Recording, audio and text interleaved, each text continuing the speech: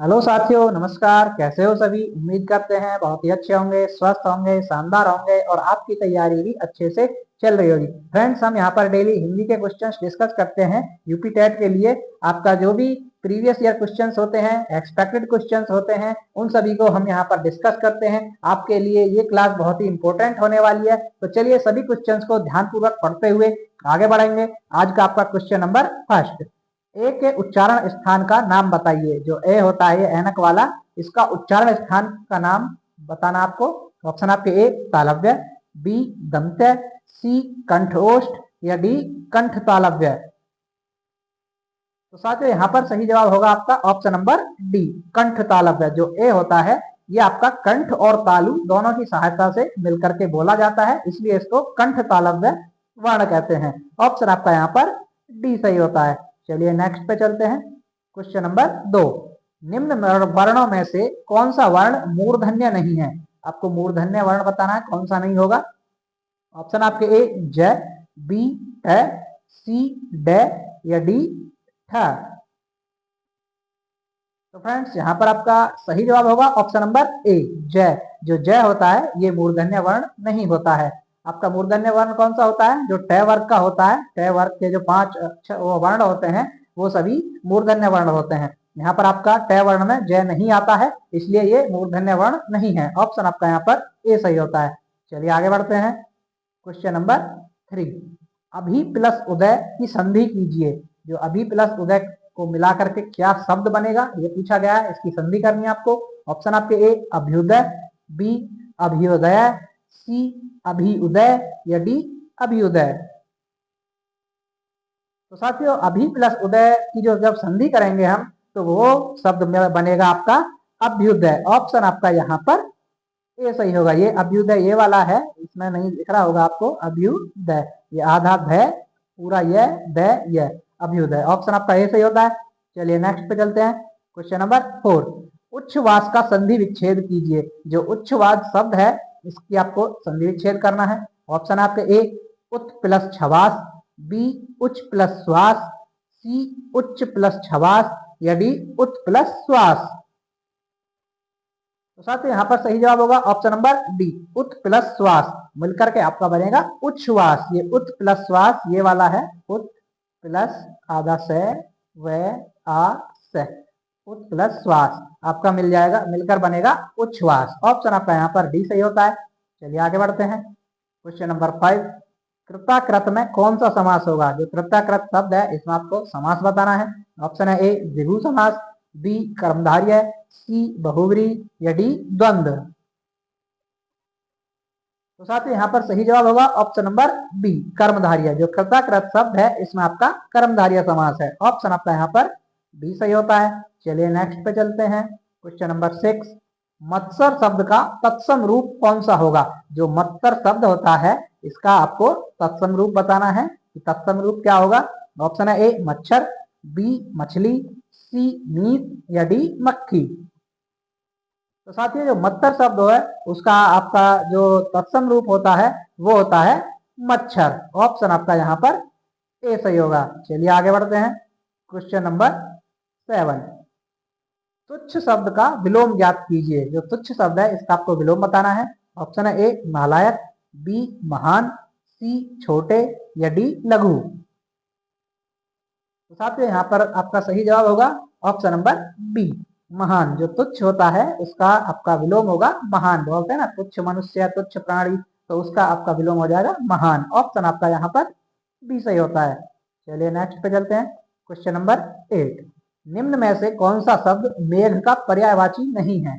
जो मेघ शब्द है इसका पर्यायवाची इनमें से कौन सा नहीं है ये बताना आपको। ऑप्शन आपके ए पयोधर, बी जलधर, सी वारिधर या डी दामोदर। तो साथियों देखिए जो पयोधर, जलधर और वारिधर हैं ये सभी मेघ के पर्यायवाची होते हैं, जबकि जो दामोदर होता है ये आपका मेघ का पर्यायवाची नहीं होता है। यहाँ पर आपका ऑप्शन आपका डी सही होता है। चलिए नेक्स्ट पे चलते हैं। क्वेश्चन नंबर 9, अच्छे कुल में जन्म लेने वाला के लिए कौन सा शब्द सही है? यानी कि अच्छे कुल में जन्म लेने वाला जो ये वाक्यांश है इसके लिए एक शब्द जो बोला जाता है वो कौन सा होगा? ऑप्शन है ए राजपुत्र, बी कुलीन, सी द्विज या डी पूजनीय। तो फ्रेंड्स यहाँ पर सही जवाब होगा ऑप्शन नंबर बी कुलीन। उसको कुलीन बोला जाता है, अच्छे कुल में जन्म लेने वाले को कुलीन बोला जाता है। ऑप्शन आपका यहाँ पर बी सही होता है। चलिए आगे बढ़ते हैं। क्वेश्चन नंबर 10, निम्न में से केहरी शब्द का समानार्थी शब्द कौन सा है? जो केहरी शब्द है इसका आपको समानार्थी शब्द बताना है। ऑप्शन ए हरिण, बी कपि, सी मतंग या डी केसरी। तो फ्रेंड्स जो केहरी शब्द है इसका आपका समानार्थी शब्द होगा केसरी। ऑप्शन आपका यहाँ पर डी सही होता है। चलिए आगे बढ़ते हैं। क्वेश्चन नंबर 11, पसीना पसीना होना मुहावरे का सही अर्थ है। इसका आपको अर्थ बताना है। पसीना पसीना होना जो मुहावरा होता है, ऑप्शन है ए भयभीत होना, बी प्यासा होना, सी शर्मिंदा होना या डी क्रोधित होना। तो साथियों यहाँ पर सही जवाब होगा ऑप्शन नंबर सी शर्मिंदा होना। जो पसीना पसीना होना मुहावरा होता है उसका अर्थ होगा शर्मिंदा होना। ऑप्शन आपका यहाँ पर सी सही होता है। चलिए नेक्स्ट पे चलते हैं। क्वेश्चन नंबर 12, सर्वनाम के कुल कितने भेद होते हैं? ऑप्शन आपके ए 5, बी 6, सी 7 या डी 8। तो साथियों सर्वनाम जो होता है उसके आपके 6 भेद होते हैं। ऑप्शन आपका यहाँ पर बी सही होता है। चलिए नेक्स्ट पे चलते हैं। क्वेश्चन नंबर 13, निम्न में से कौन सा शब्द पुल्लिंग है? पुल्लिंग शब्द छांटना आपको। ऑप्शन है ए दया, बी माया, सी भाषा या डी आभार। तो देखिए साथियों जो स्त्रीलिंग पुल्लिंग छांटने को आते हैं आपको, तो उनमें आपको जो शब्द दिए होते हैं उनका वाक्य प्रयोग करके देख लीजिए।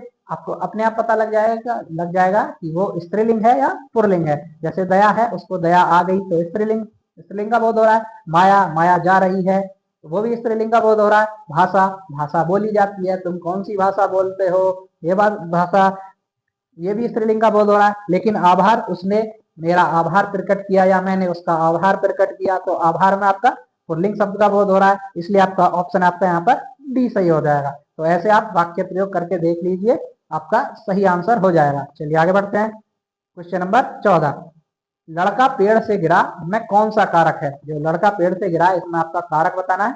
ऑप्शन है ए अपादान कारक, बी संप्रदान कारक, सी कर्म कारक या डी अधिकरण कारक। तो साथ यहाँ पर सही जवाब होगा ऑप्शन नंबर ए अपादान कारक। लड़का पेड़ से गिरा उसमें आपका अपादान कारक होगा।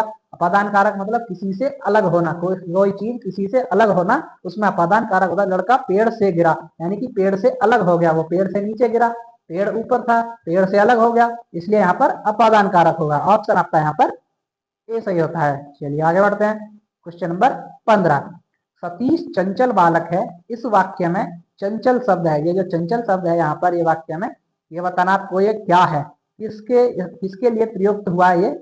ऑप्शन है ए विधेय विशेषण, बी गुणवाचक विशेषण, सी सार्वनामिक विशेषण या डी प्रविशेषण। साथियों यहाँ पर आपका सही जवाब होगा ऑप्शन नंबर बी गुणवाचक विशेषण। या इसमें जो चंचल शब्द है ये आपका गुणवाचक विशेषण के तौर पर प्रयोग हुआ है, क्योंकि वो जो सतीश चंचल बालक है उसका गुण बता रहा है। ये गुणवाचक विशेषण होगा, उसकी विशेषता बता रहा है। गुण, आप गुण कैसा है उसमें चंचल है, इसलिए आपका गुणवाचक विशेषण होगा। ऑप्शन आपका यहाँ पर बी सही होता है। चलिए नेक्स्ट पे चलते हैं। क्वेश्चन नंबर 16, सोहन गांव का मकान देख रहा है, ये माकन नहीं फ्रेंड्स, ये टाइपिंग मिस्टेक हो गई है, ये मकान है। सोहन गांव का मकान देख रहा है, इस वाक्य में क्रिया शब्द कौन सा है?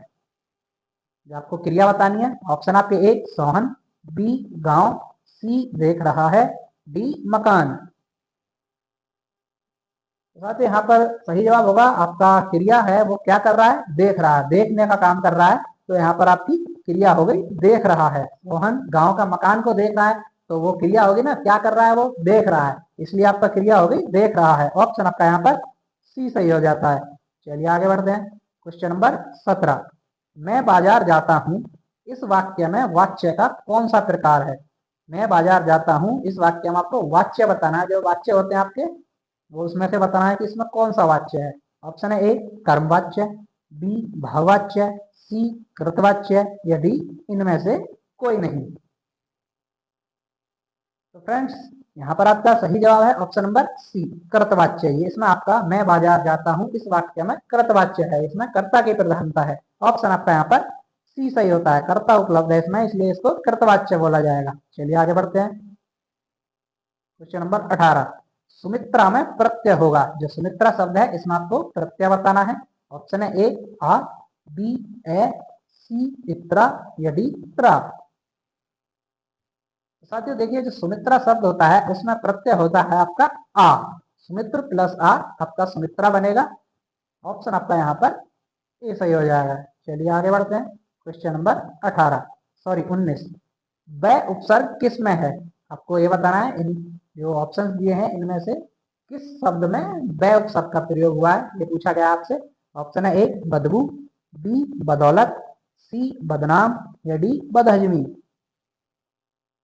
तो फ्रेंड्स यहाँ पर सही जवाब है ऑप्शन नंबर बी बदौलत।